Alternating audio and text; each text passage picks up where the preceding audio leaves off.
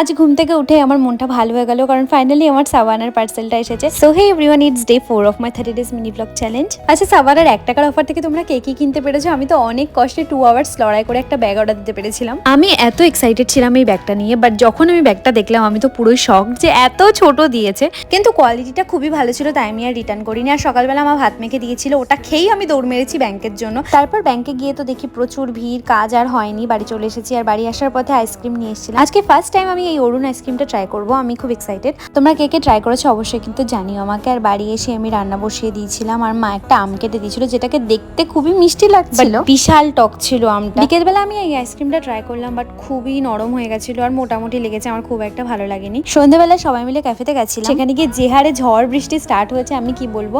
আর দেখা হয়েছিল এই ডগোটার সাথে, চটকাতে আমি পারিনি, আমার কি মনটা খারাপ হয়ে গেছিল। তো আজকে এভাবেই দিনটা কেটে গেল। চলো তাহলে দেখা হচ্ছে নেক্সট ভিডিওতে। Thank you for watching.